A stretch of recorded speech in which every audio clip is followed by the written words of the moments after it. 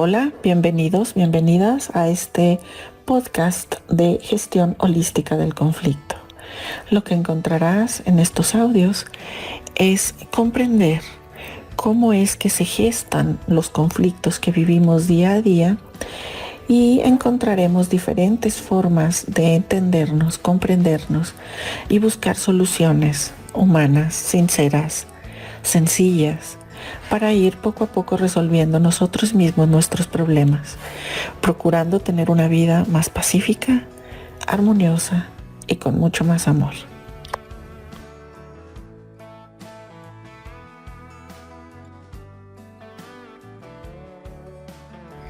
Hola, ¿qué tal? El día de hoy hablaré con ustedes sobre el conflicto y cómo es abordado desde métodos de solución de conflictos, por ejemplo, como puede ser la mediación. Empezaré diciendo que en cada interacción humana, cada vez que las personas no están de acuerdo con la voluntad del otro, surgirá inevitablemente un conflicto. Y los conflictos se han convertido en parte de nuestras vidas, en cada persona, en cada grupo y en cada comunidad, y han estado presentes a lo largo de toda la historia. El poder y el conflicto son una dualidad en este comportamiento humano. Cuando nos adentramos en el conocimiento de los métodos alternos de solución de controversias, encontramos un concepto que se convierte en el eje central de todo lo que estos métodos estudian, y es el conflicto. Y este concepto está cargado de intencionalidades dependiendo la disciplina o la ciencia desde la cual abordemos el conflicto.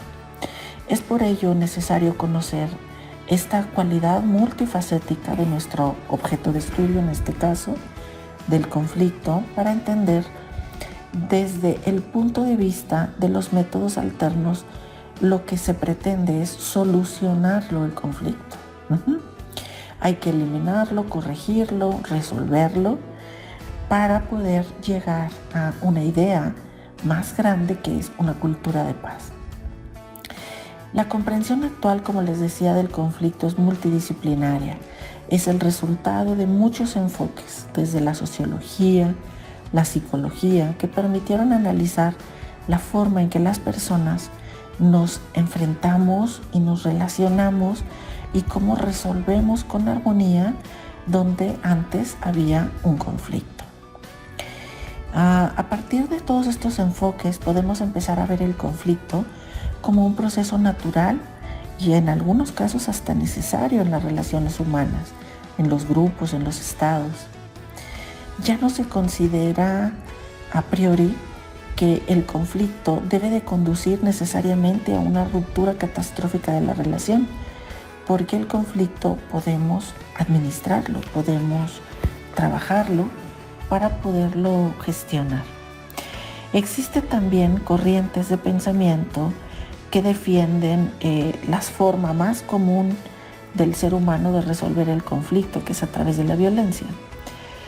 Porque entendemos que en ese caso solo hay una solución y es la única que ven, y entonces defienden su punto de vista, defienden su verdad, comprometiendo todo, ¿sí? Toda su realidad y todo lo que quieren hacer, lo quieren hacer de forma inmediata, sin perder nada, y entonces no queda mucho espacio más que la violencia. Sin embargo, como decíamos, no todo conflicto requiere de agresión o vive procesos de agresión.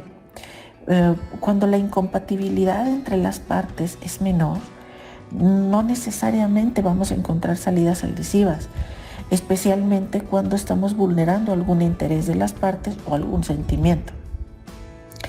Sin embargo, nuestra propia naturaleza y nuestra tendencia al drama a veces no nos ayuda mucho, debido a que a veces desbordamos nuestras emociones, perdemos el control de estas emociones y ya no podemos tener bajo observancia, bajo control, bajo ciertos límites lo que sentimos y las conductas, para poder lograr una resolución pacífica. ¿Qué hacen los métodos alternos de solución de conflictos?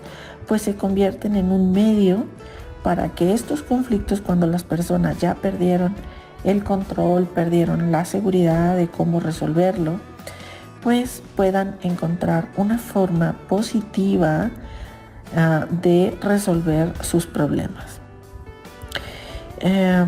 Hay diferentes conceptos de conflicto y encontramos, por ejemplo, conflictos desde un proceso social, en donde quien tiene los conflictos, pues un individuo o una colectividad. Por ejemplo, ¿por qué puede ser? Pues por una necesidad, por intereses, por objetivos, metas, ideas, posturas, deseos o miedos dentro de grupos más grandes, no solamente entre dos personas, sino entre grupos, ¿sí?